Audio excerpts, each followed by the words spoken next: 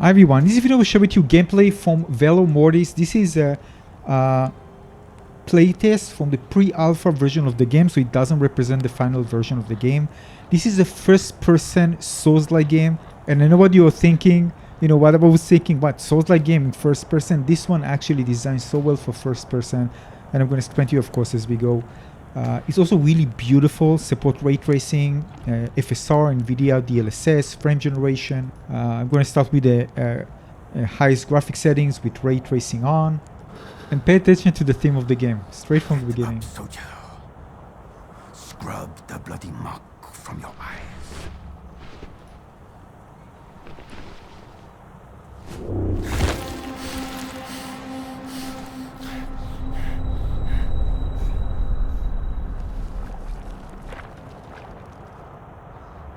For the love of the Empire, get up.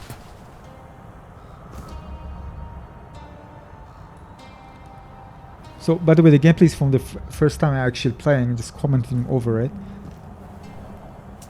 Beautiful. Again, with ray tracing, volumetric lighting, very detailed, very immersive.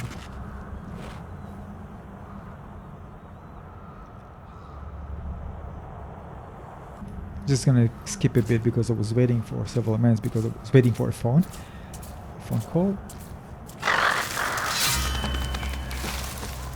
So this seems to have inspiration for Bloodborne. You can see why. Like many other Souls-like, you have your regular attack with R2, and if you hold R2, heavy attack. Friendly! On me! You have the ability to block, dodge, perfect block, perfect dodge.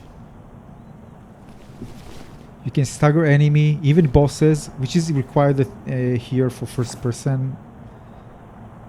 You're gonna see actually how well it does in the final boss. This is healing, so you have your healing potions.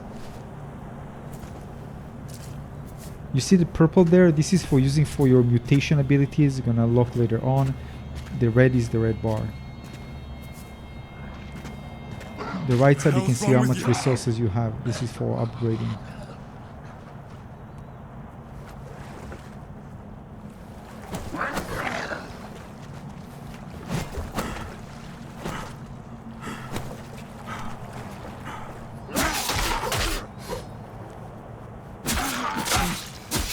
We wear the same colors for fuck's So sake. dodge, everything feels very snappy.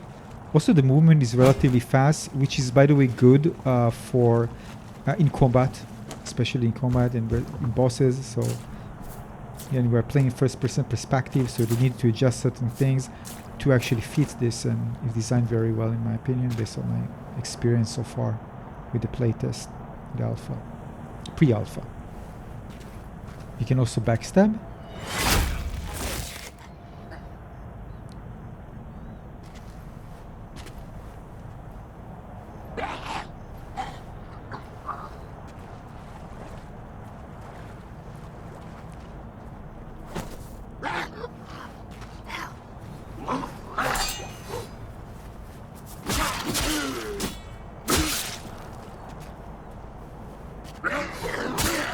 You see the white bar below the health bar for enemies? This is the stagger bar. When it's full, enemies will get staggered. Endurance is basically stamina. So attacking, dodging, blocking, sprint, all of them consume endurance, which automatically recovers itself, replenishes itself over time, and relatively fast, of course, but you can add, of course, more in the stats to increase your endurance and other stats. You're going to see that later on.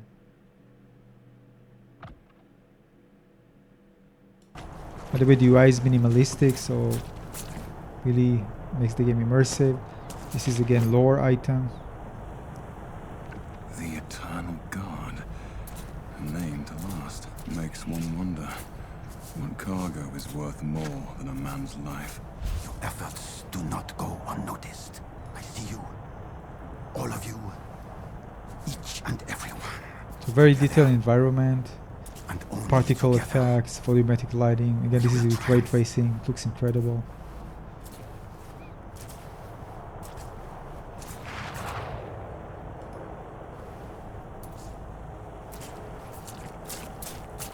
Just moving a bit forward. He's entirely lost to this madness. Crazy, huh?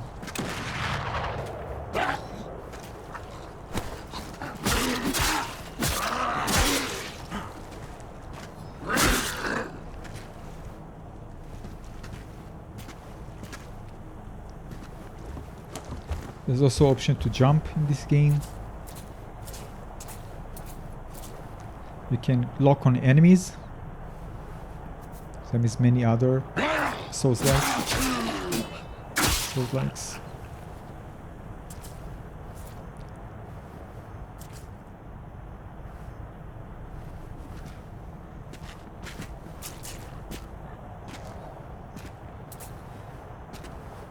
Every empire has been built on ashes. The line between victory and defeat is thin. That is why you must never lose faith. So you see, it's not an open world game, but give you a sense of scale and openness. Although it's kind of more like, you know, noodle maps. You go to different, you know, sections. Kind of Bloodborne in a way. This is again parrying. You can also perfect parry. If you do that, if you just do the parry, you get damage, but you can recover it if you attack back. There's a kind of window. You can attack back and recover health. And if you do a perfect one, it won't actually consume endurance, and it can cause lots of stagger to enemies. Which can be further be increased in the skill tree, which comes later on.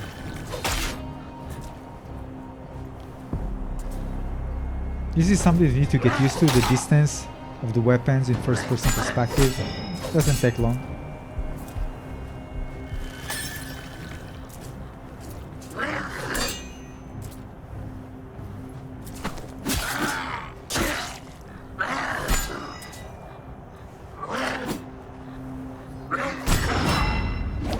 You see, the staggered because of the stagger bar reached 100%. And you can immediately, once you use a regular attack, you can attack back. It works the same for, at least for the first boss that I was fighting. And this is it, look at that. Our weapon, second weapon for the other end. Yep, Bloodborne a bit. It looks amazing, the metallic look, the ray tracing just looks stunning. There's quite a bit difference. I try to turn ray tracing on and off. Just looks incredible with ray tracing.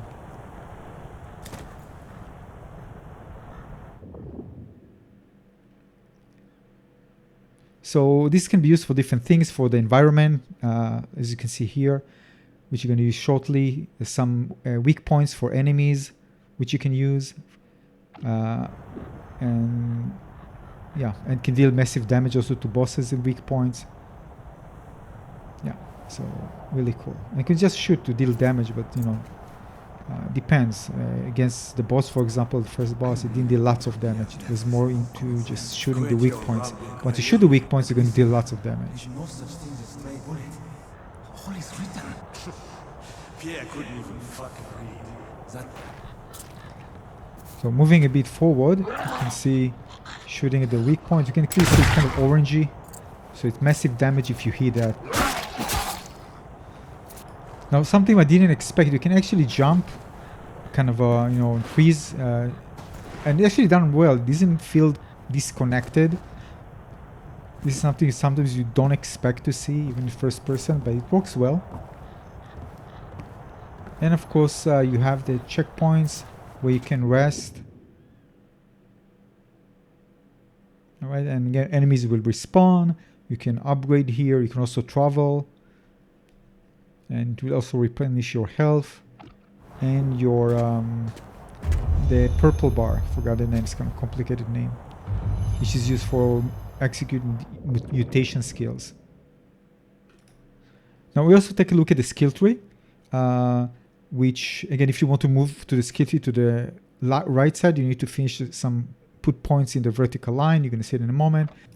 And there's also different unique passives that you can have once you finish, for example, the second one. You can see at the most bottom one, there are like 5 of them. This is something that you can find in the world, and they give you passive and just slot it in, and can be very useful. Some really kind of pretty powerful passives that can be very useful to create certain builds, and you know, maybe it's good against certain bosses and stuff. You're gonna see it a bit later. Now, like other Souls-like, you have also the points you can invest. The resources that you have. You can see the bottom right in red. This is the one, and this is a requirement, of course, which increase as you continue investing more points in the skill tree. Similar again to other Souls-likes. You can crouch. So these are unblockable attacks. If you play Sekiro, by the way, some of the things seems to be inspired by it here. Again, because it's melee combat as well with a sword. So if there's red, you need to just dodge.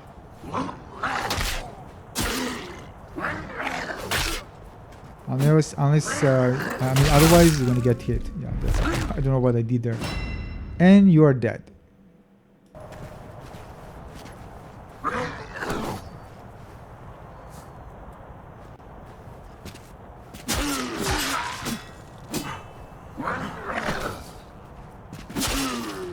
Now you can do this to different sides. You don't have to just do back. You can just use the left stick to just point it to left, right, for example, and dodge into that direction.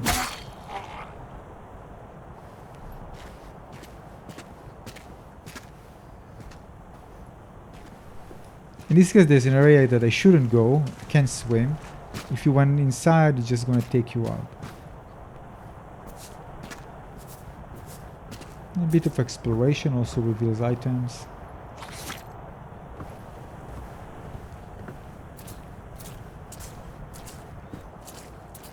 Alright, so this is the first mutation, that another alternative for the left hand.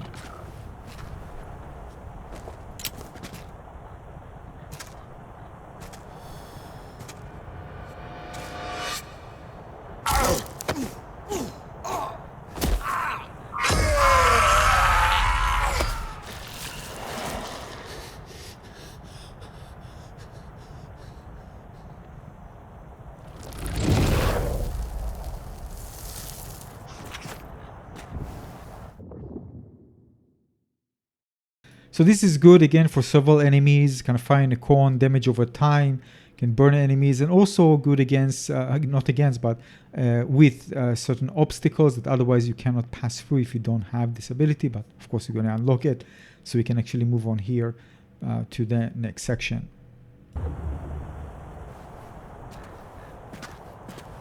Let's see if one gesture is all it takes to burn it down.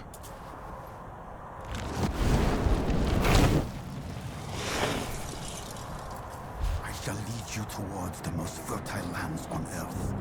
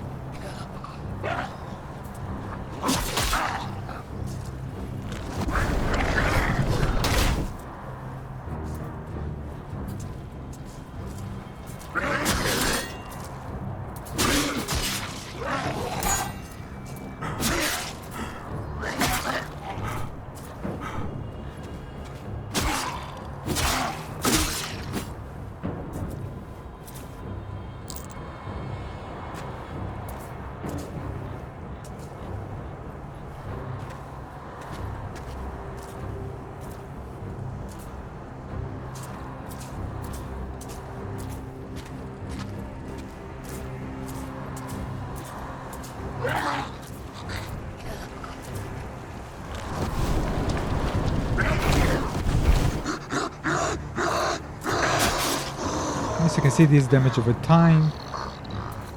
You can also show you there's a weapon wheel which allows you to quickly change it, or you can just use Y, press Y, and just going to circulate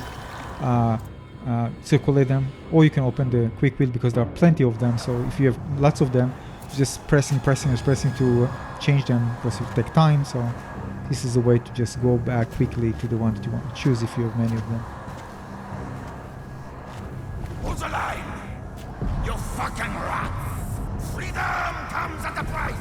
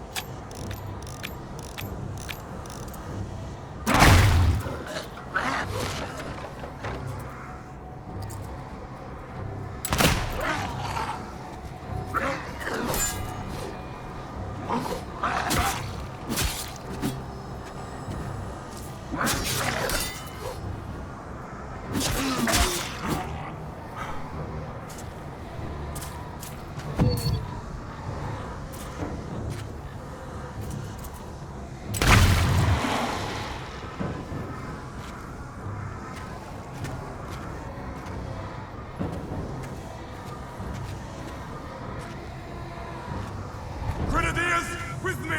We'll plug that gap ourselves!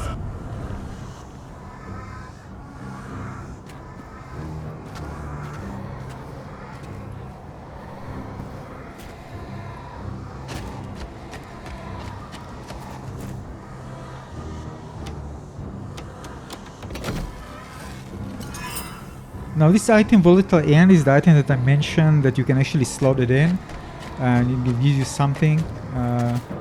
So this is one of them. As you can see, you can find them, and I'm pretty sure there are going to be many of them anymore.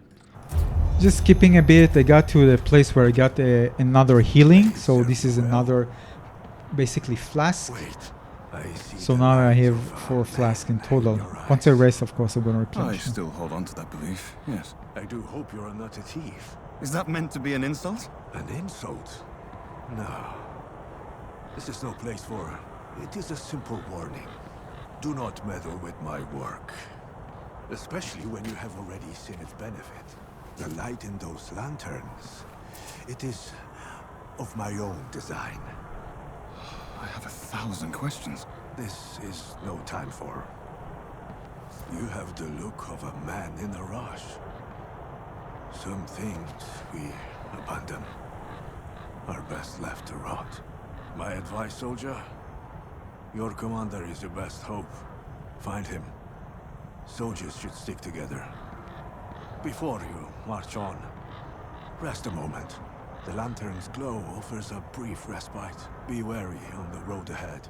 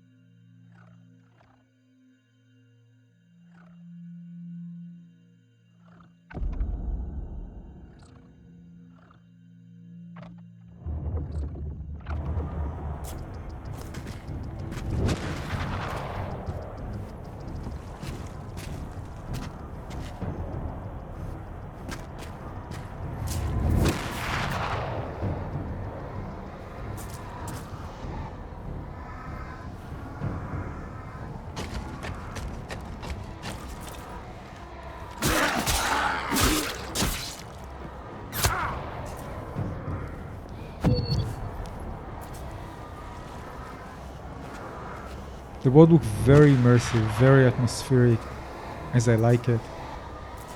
Doesn't matter if you just walk, you just, you feel like part of this world. It looks beautiful.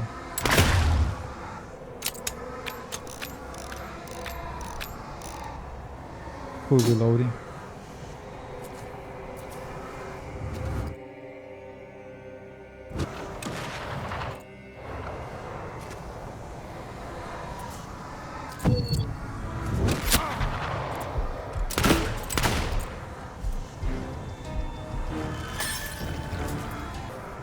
This is the second one that I got, second item that I can slot in. This one allows me to, instead of using my healing potions, I can just hit with my melee weapon and I can actually heal each hit. Which is cool.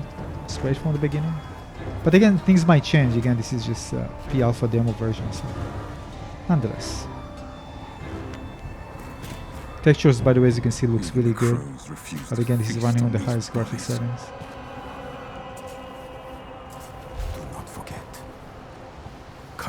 Never goes unnoticed. Perseverance is always richly rewarded. The Emperor's love is eternal. And the Empire never turns its gaze from its heroes. Alright, so this is before the boss fight. One thing I noticed, and we'll see if it's going to be in the end game, but basically we can get more currency even if you fight against the boss and fail. So you can continue getting more and invest more. So even if you fail, you can still get stronger. So again, based on what I had right now in the pre-alpha. You can see that once I unlock the second one, I already have the slot area where you can actually slot in the item, one of the items that I found. I mean, you can choose just one. One thing that is very strong is the one that increases the amount of stagger that I deal to enemies. Anyway, at that point I wasn't using it. So let's see the introduction of the boss, and then I'm going to show you, of course, the final. The final. This is the last boss in the demo, the only and final boss in the pre-alpha playtest demo. Let's check it out.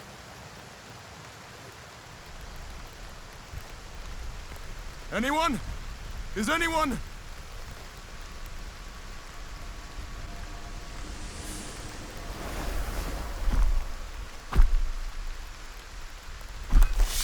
What the bloody hell is that?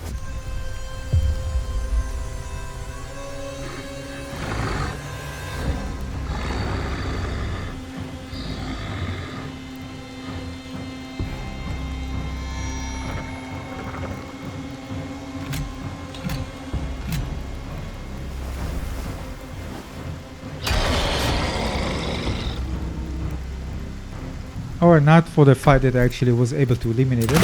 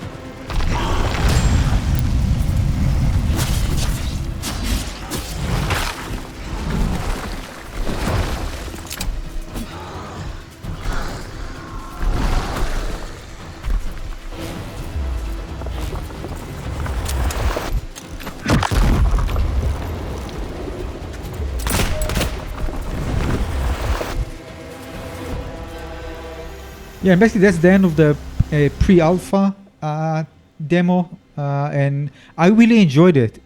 Immersive, looks beautiful. Really love the weapons and how it's designed and works well, so well for first-person perspective. Boss fight was also well made. I really enjoyed it. Fell a few times until I was able to get it done. So first impressions for the pre-alpha. Again, remember this is a pre-alpha. I'm very positive. So if you want to know more, make sure to check it out on Steam. Thanks for watching.